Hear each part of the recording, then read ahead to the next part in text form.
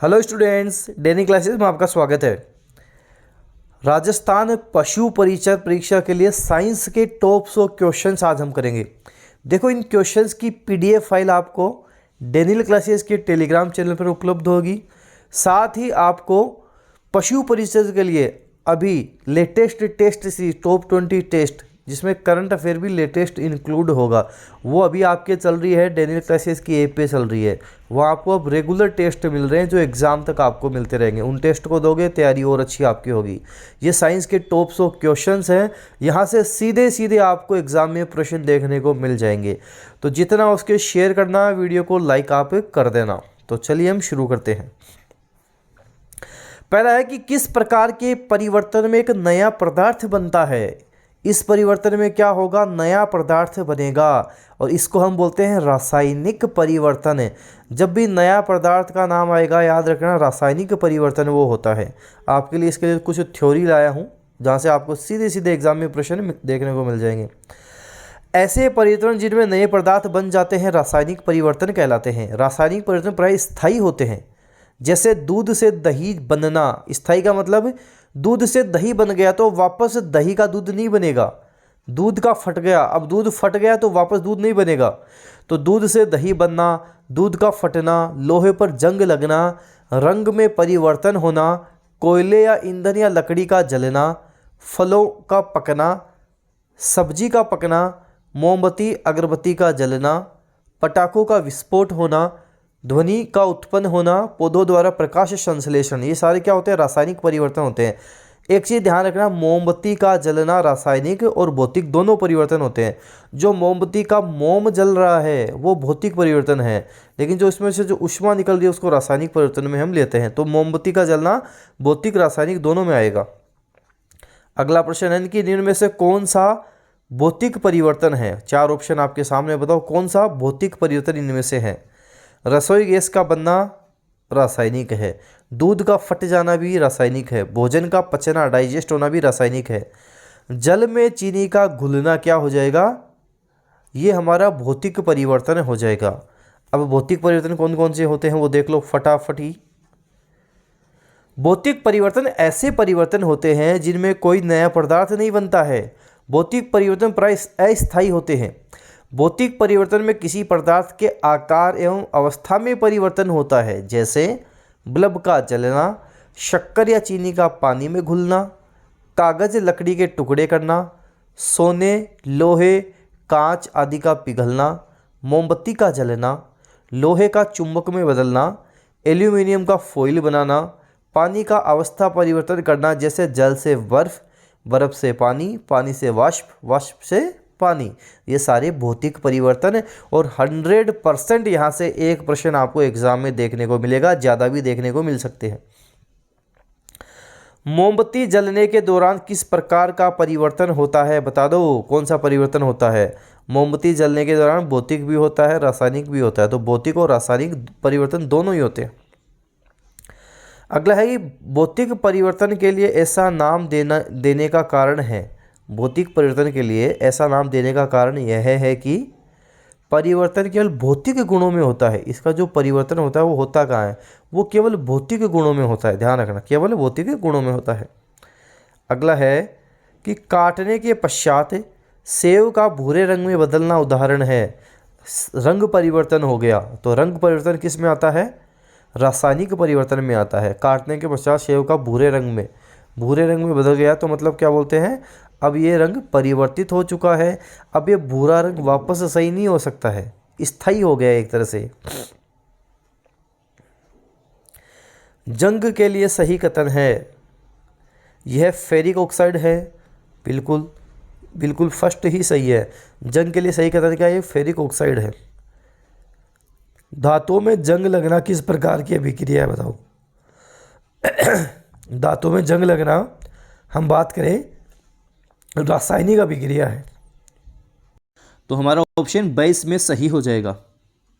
अगला प्रश्न है, कौन सी जंग रोकथाम की एक विधि है? जंग रोकथाम की विधि को बोलते हैं गैल्वेनीकरण। क्या बोलते हैं? गैल्वेनीकरण इससे बोला जाता है। जो जंग रोकथाम की विधि होती है, इसमें क्या होता है? धातुओं के ऊपर जस्ते की परत चढ़ा देते हैं, जंग रोकथाम हो जाता है।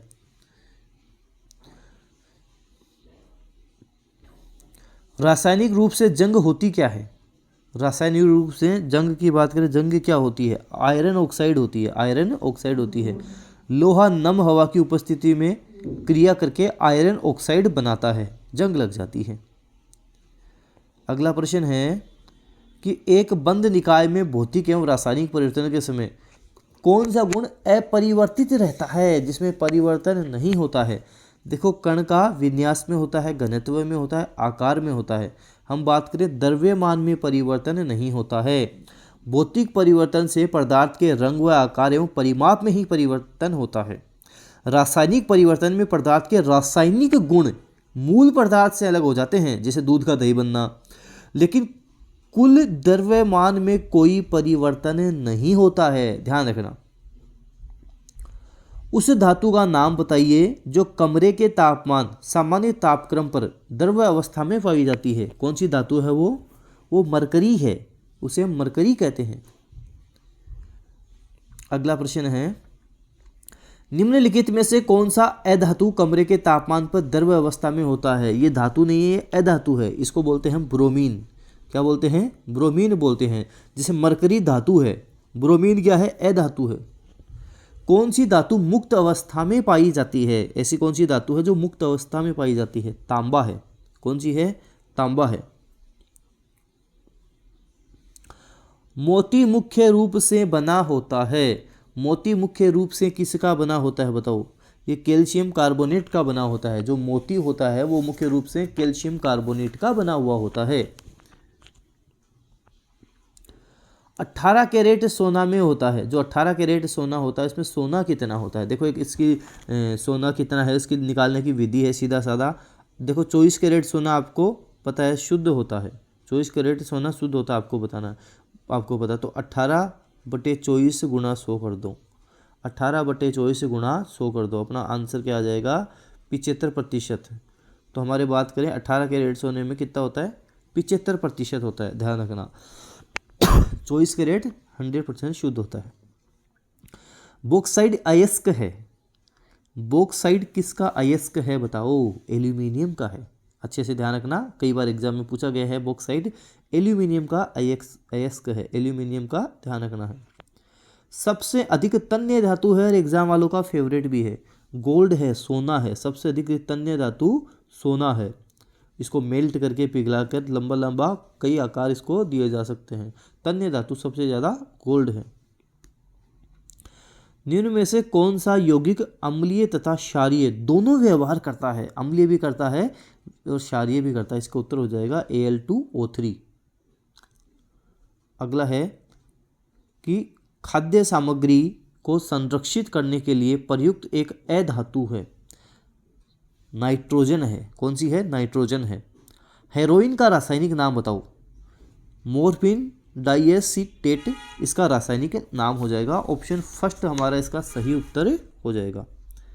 अगला प्रश्न है हमारे पास कि निम्नलिखित में से कौन सी धातु गर्म जल के साथ प्रतिक्रिया करती है एवं तैरना प्रारंभ कर देती है? कौन सी धातु है बताओ? मैग्नीशियम है। कौन सी है? ये मैग्नीशियम है, जो क्या करती है? गर्म जल के साथ प्रतिक्रिया करती है और तैरना प्रारंभ कर देती है।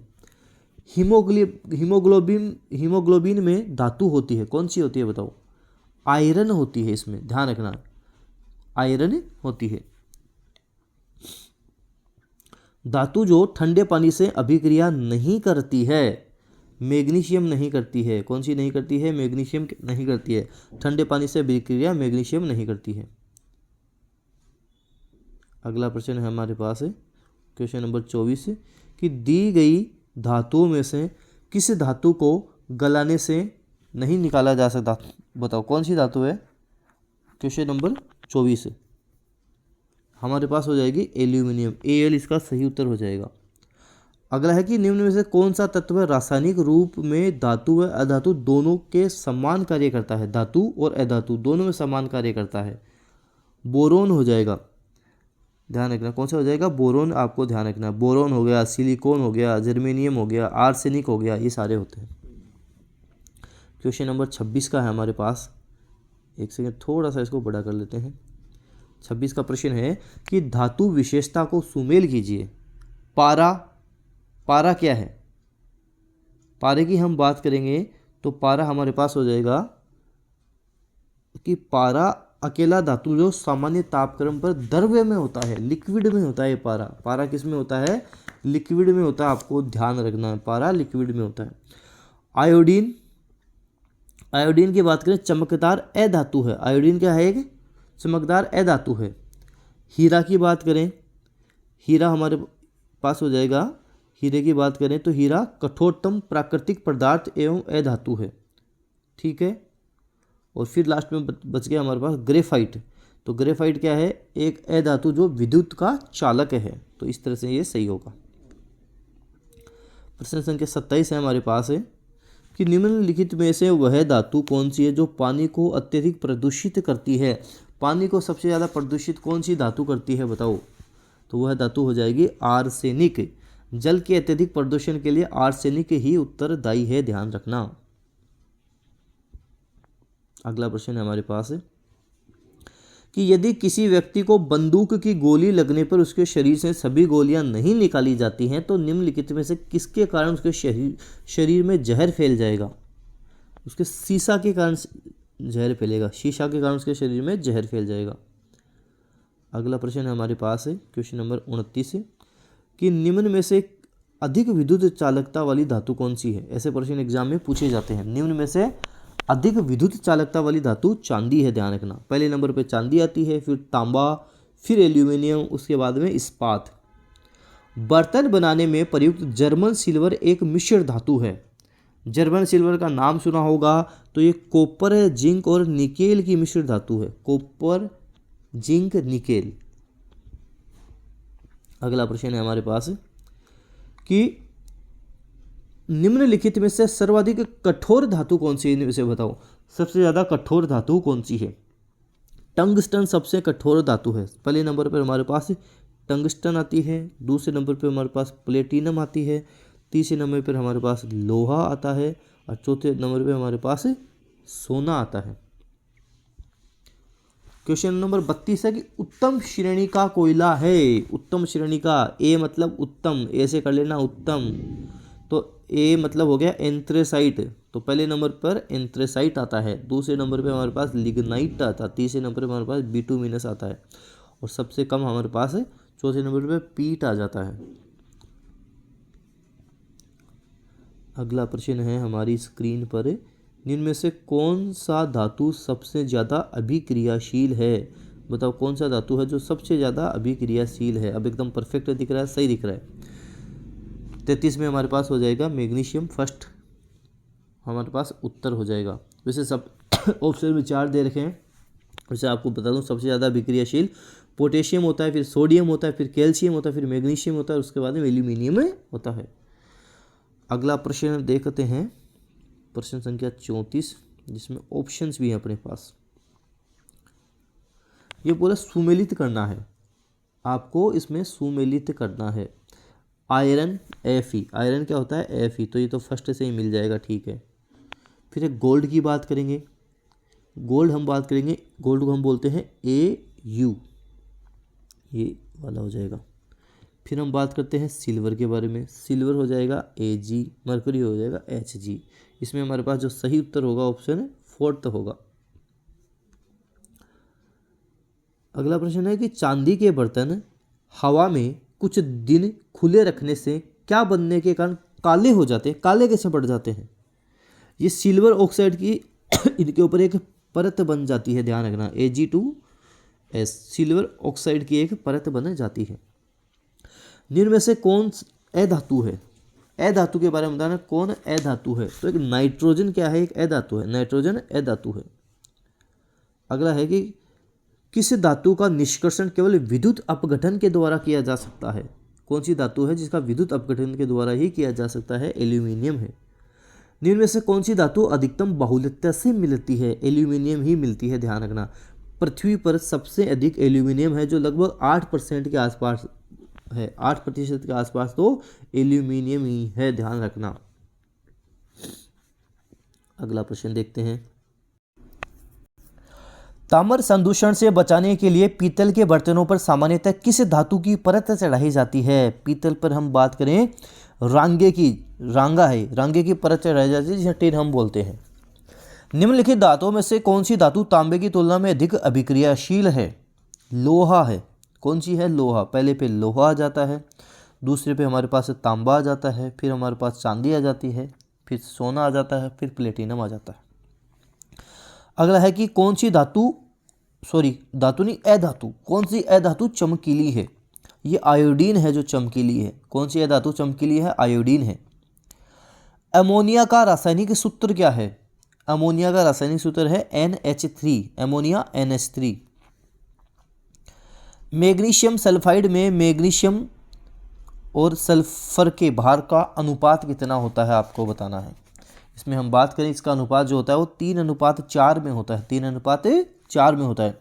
धातु जिसका उपयोग हीमोग्लोबिन के निर्माण में होता है, आयरन का होता है। आयरन मतलब Fe, आयरन का होता है। अगला प्रश्न है प्रश्न संख्या 45 हो जाएगा हमारे पास। कौन सा अधातु खनिज है? जिप्सम एक खनिज है। कौन सा है? जिप्सम अधातु है जो खनिज है। नाभिकीय ऊर्जा की दृष्टि से महत्वपूर्ण निम्न धातुओं में से भारत में कौन सी धातु बहुतायत में पाई जाती है? भारत में कौन है? थोरियम है। भारत में थोरियम, ध्यान रखना है। केरल वाले क्षेत्र में तो काफ़ी थोरियम पाया जाता है, आणविक खनिज के रूप में इसे हम कहते हैं। अगला प्रश्न है हमारे पास कि निम्न में से कौन सा तत्व अधातु है? कार्बन अधातु है। कौन सा है? कार्बन। प्रमुख अधातुओं की बात करें, कार्बन हो गया, ऑक्सीजन हो गया, हाइड्रोजन हो गया, क्लोरीन हो गया, हीलियम हो गया, फास्फोरस हो गया। आमतौर पर पानी कीटाणु रहित करने के लिए किस अधातु का प्रयोग किया जाता है? क्लोरीन का प्रयोग करते हैं हम, क्लोरीन का प्रयोग किया जाता है। अगला है कि इरिडियम परत की खोज किसने की और नोबेल पुरस्कार भी जीता? लुइस अल्वारेज ने की। लुइस अल्वारेज ने किसकी खोज की? इरिडियम परत की खोज की और नोबेल पुरस्कार भी जीता। निम्न में से कौन सा तत्व अधातु है? सल्फर एक अधातु है। कौन सा अधातु है? सल्फर अधातु है, ध्यान रखना है। अगला है किस मिश्र धातु का उपयोग विद्युत तारों की परस्पर वेल्डिंग के लिए किया जाता है? सीसा और टीन का किया जाता है, सीसे का और टीन का किया जाता है। एक मिश्र धातु है। मिश्र धातु क्या है? एक समांगी मिश्रण है, एक समांगी मिश्रण है। लोहा, निकेल तथा क्रोमियम का मिश्र कहलाता है। क्या कहलाता है? स्टेनलेस स्टील कहलाता है, स्टेनलेस स्टील। पीतल निम्न का मिश्र धातु है। पीतल तांबा और जस्ता का मिश्र धातु है। पीतल किसका मिश्र धातु है? तांबे का और जस्ते का मिश्र धातु है।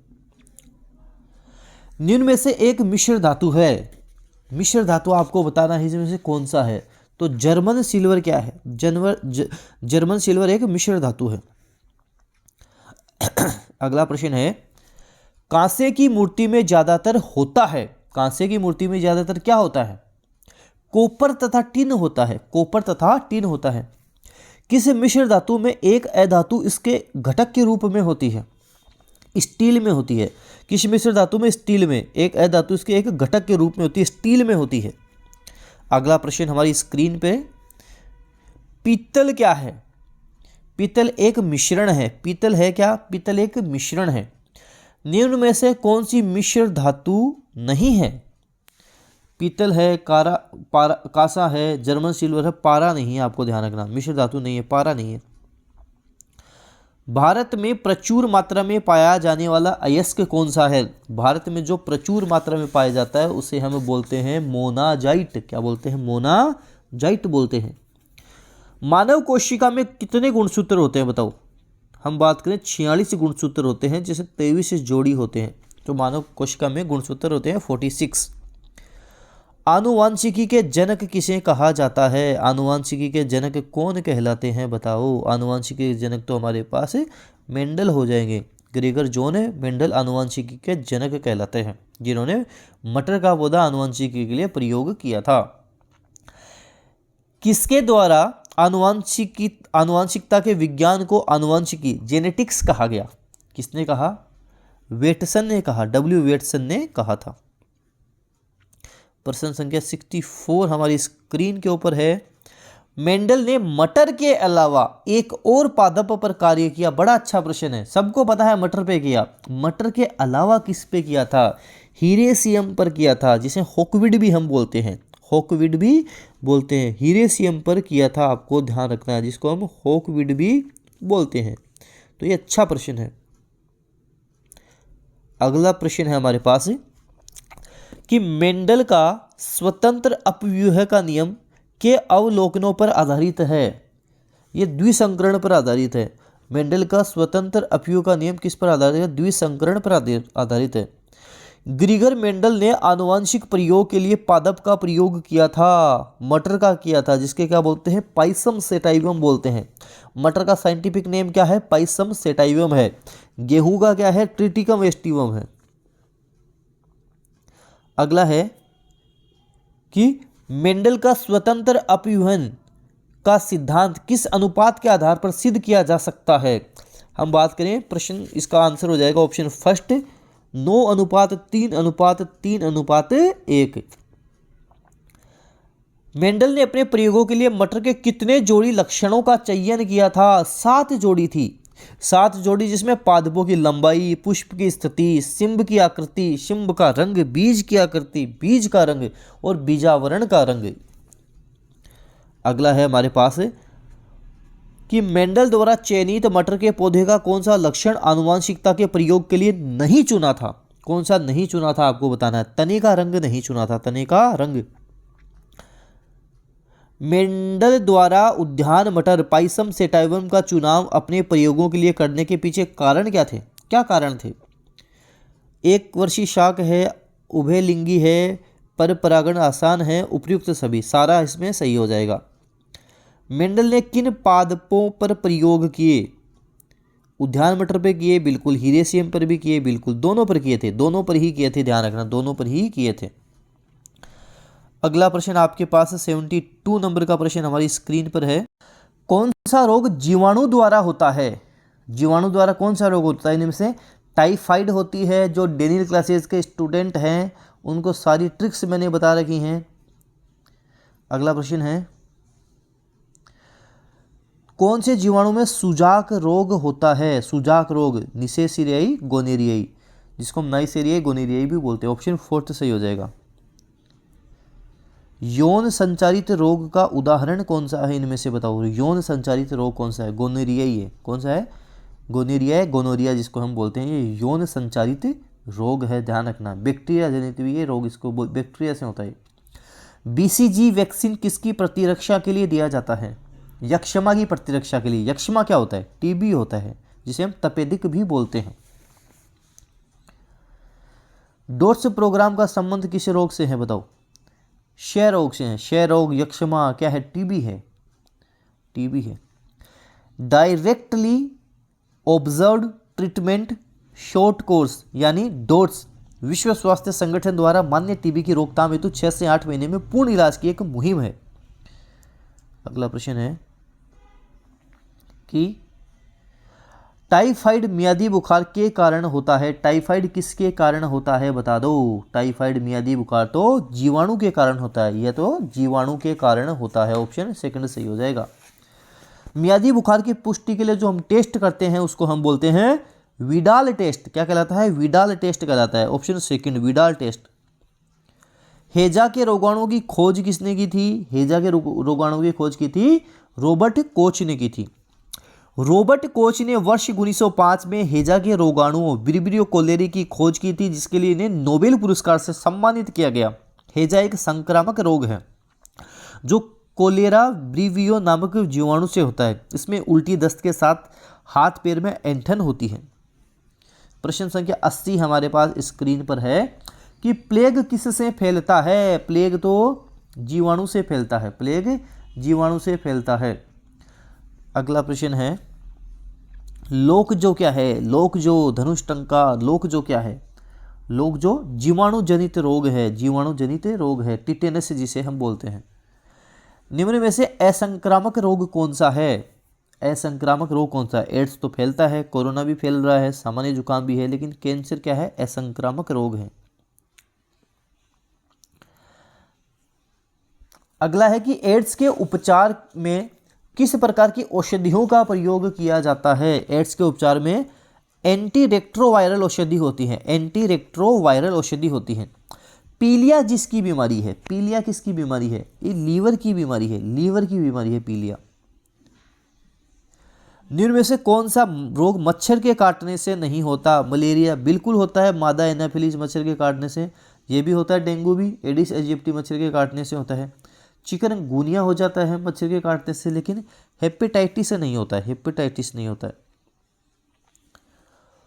पोलियो है, पोलियो का टीका प्रथम बार जिसने विकसित किया कौन था वो, जिसने पोलियो का टीका प्रथम बार, ये जोनस साल्क थे जिन्होंने पोलियो का टीका सबसे पहले विकसित किया था। डेंगू रोग का रोगजनक कौन सा है, मच्छर है। कौन है, मच्छर है, डेंगू मच्छर से होता है। किस रोग के कारण रक्त में प्लेटलेट्स की संख्या कम हो जाती है, आजकल काफ़ी चल भी रहा है, तो एग्जाम में आने के पूरे चांसेस रहेंगे। कौन सा है, डेंगू। डेंगू से क्या होता है, प्लेटलेट्स की संख्या कम हो जाती है।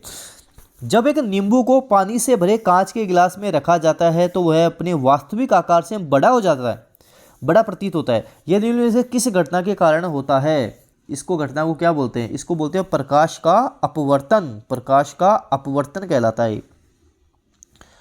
अगला प्रश्न है प्रश्न संख्या 90 हमारी स्क्रीन पर। हमें वास्तविक सूर्योदय से कुछ मिनट पूर्व ही सूर्योदय दिखाई देने का कारण क्या है। यह प्रकाश का अपवर्तन के कारण होता है, प्रकाश के अपवर्तन के कारण होता है। प्रकाश की निम्नलिखित में से किस घटना के कारण जल से भरे बर्तन के पेंदे में रखा सिक्का ऊपर उठा दिखाई देता है। इसको बोलते हैं प्रकाश का अपवर्तन, प्रकाश का अपवर्तन। प्रश्न संख्या 92 हमारी स्क्रीन पर है। रात में तारे झिलमिलाते हैं, रात में तारे क्यों झिलमिलाते हैं, क्योंकि वायुमंडल में वायु का अपवर्तनांक बदलता है, वायुमंडल में वायु का अपवर्तनांक बदलता है। पानी की टंकी से ऊपर देखने पर कम गहरी दिखाई देने का, जब आप पानी की टंकी में देखोगे तो आपको एक कम गहरी क्यों दिखाई देगी, इसमें क्या दिक्कत है, क्या समस्या है, ये अपवर्तन के कारण होता है। अगला है हीरे की चमक का कारण क्या है, हीरा क्यों चमकता है, क्योंकि प्रकाश का संपूर्ण आंतरिक परावर्तन के कारण चमकता है। प्रश्न इसका आंसर हो जाएगा ए, प्रकाश का संपूर्ण आंतरिक परावर्तन। अगला है कि मृग मरीचिका के दिखाई देने का कारण क्या है। मृग मरीचिका के दिखाई देने का कारण है कि प्रकाश का पूर्ण आंतरिक परावर्तन, प्रकाश का पूर्ण आंतरिक परावर्तन। मानव मस्तिष्क हड्डियों से बने जिस ढांचे में सुरक्षित रहता है उसे हम बोलते हैं क्रेनियम। क्या बोलते हैं, क्रेनियम बोला जाता है उसको, क्रेनियम। मानव मस्तिष्क का सबसे बड़ा हिस्सा क्या है। मानव मस्तिष्क का सबसे बड़ा हिस्सा सेरिब्रम होता है, सेरिब्रम जो हमारे अग्र मस्तिष्क में होता है, और दूसरा सबसे बड़ा हिस्सा होता है सेरिबेलम जो पश्च मस्तिष्क में होता है। प्रश्न संख्या 98। मानव शरीर के किस अंग का प्रत्यारोपण नहीं किया जा सकता, मस्तिष्क का नहीं किया जा सकता, मानव मस्तिष्क का प्रत्यारोपण संभव नहीं है। अगला है ईसीजी का प्रयोग मस्तिष्क गतिविधि दर्ज करने के लिए किया जाता है। ईसीजी की फुल फॉर्म बता दो।